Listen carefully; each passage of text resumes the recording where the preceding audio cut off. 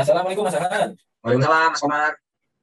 Ya, jadi kita akan mulai diskusi ya Mas Yuk. mengenai tugas kita yaitu untuk membuat benchmarking antara instansi yang di mana tempat kita bekerja dengan perusahaan atau instansi yang akan dijadikan acuan, seperti itu ya Mas. Kemudian Betul. di sini kita sudah memilih KPP Jakarta 4 untuk menjadi objek yang akan dibandingkan kita. Untuk identifikasinya saya serahkan kepada Mas Jaya. Oke, jadi sebelum lanjut, kita memilih benchmarknya dengan Bank Mandiri ya, Mas Komar ya? Ya, ya, tepat. Oke, nah jadi kalau KPPN Jakarta 4 ini ya gambarannya, dia itu kan kantor pelayanan perbendaharaan negara. Jadi dia memberikan pelayanan perbendaharaan kepada satuan kerja. Nah, satuan kerja yang menjadi mitra Jakarta 4 ini ada 264 satuan kerja. Seperti itu. Nah, di KPPN Jakarta 4, dia ada satu subbagian dan 4 seksi. Nah, yang satu itu subbagian umum, kemudian yang 4 seksi itu terdiri dari seksi pencairan dana, seksi bank, seksi verifikasi akuntansi, dan seksi manajemen satker dan kepatuhan internal. Seperti itu. Nah, karena saya OJT di Jakarta 4 ya, udah dari bulan Maret sampai saat ini, jadi udah 3 bulan lebih. Nah, itu saya merasa secara proses bisnis itu di Jakarta 4 udah bagus banget, karena dia punya kebijakan SPM itu sehari selesai. Jadi SPM yang masuk di hari itu ya harus selesai hari itu juga, seperti itu. Dengan syarat masuknya maksimal jam 12 siang. Kalau masuknya setelah jam 12 siang, ada kemungkinan dia akan selesai hari berikutnya, karena ya tadi satker yang dilayani banyak, dan otomatis jumlah SPM yang masuk juga bisa sangat banyak, seperti itu. Kemudian dari segi sarana dan prasarananya menurut saya juga udah sangat memadai ya. Jadi komputernya juga udah cukup secara jumlah, secara fitur fasilitas juga udah memadai kayak gitu. Kemudian mungkin yang agak kurang tuh terkait dengan ini koneksi LAN ya. Koneksi LAN itu kadang nggak stabil, kadang kalau kencang banget. Kalau pelan tuh bisa nge-lag kalau buat nge-zoom. Padahal kan sekarang lagi masa pandemi, jadi sering tuh kepala kantor atau pegawai-pegawai itu melakukan Zoom meeting bersama satuan kerja ya. Karena selain rapat itu di Jakarta 4 itu biasanya rutin ya, setiap minggu ya rata-rata itu ada bimbingan teknis ke satuan kerja, seluruh satuan kerja. Itu rata-rata seminggu sekali, dia via Zoom meeting atau via live streaming di YouTube. Nah itu kan otomatis dia butuh koneksi yang kuat dan stabil ya gitu.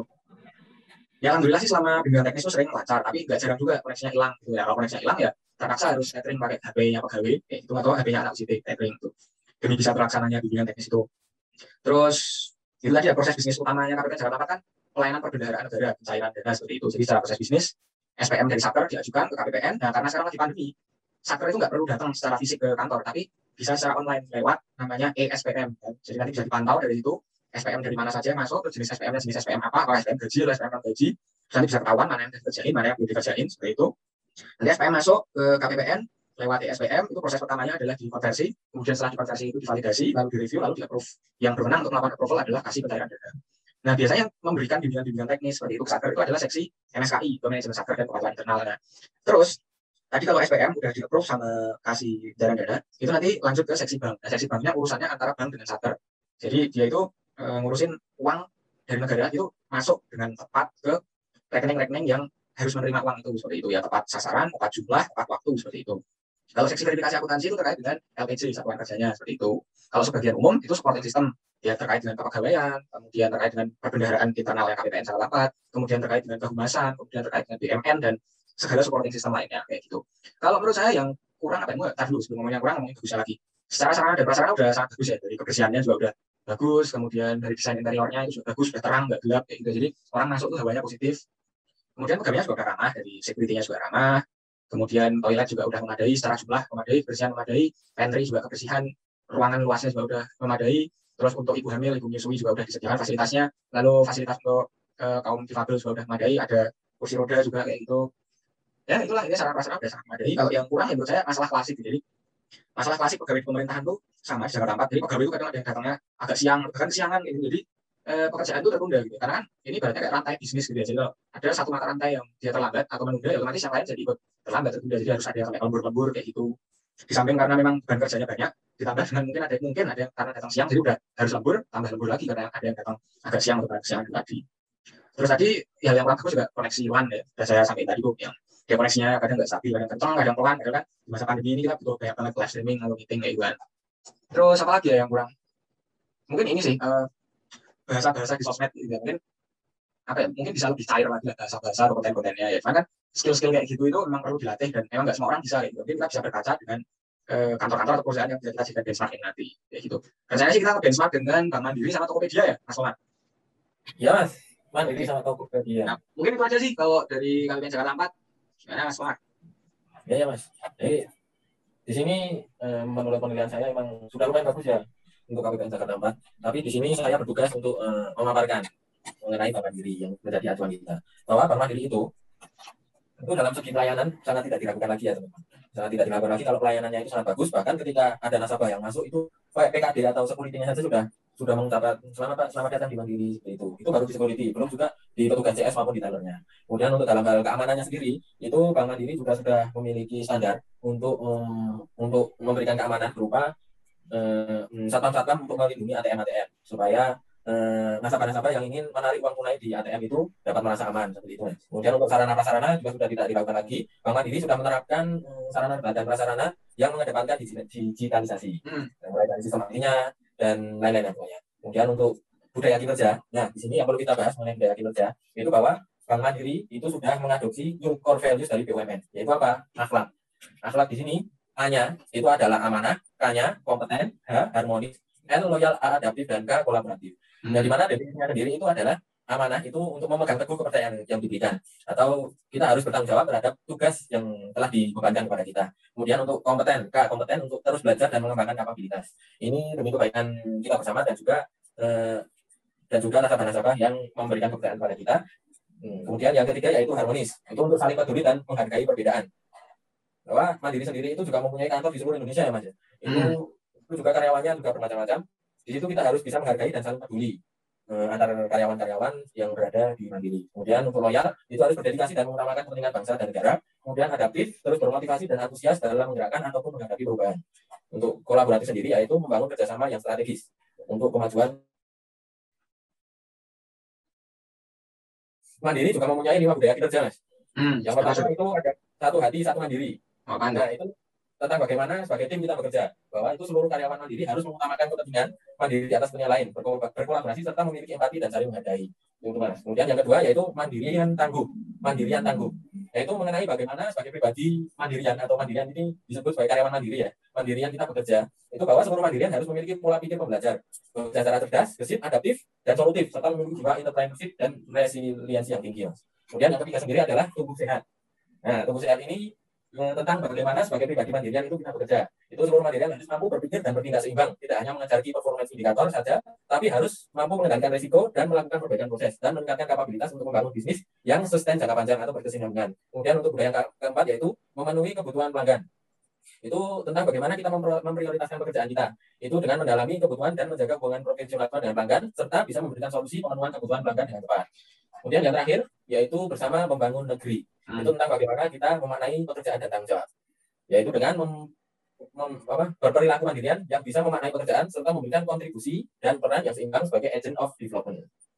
Seperti itu Mas yang dapat dipelajari dari Mandiri.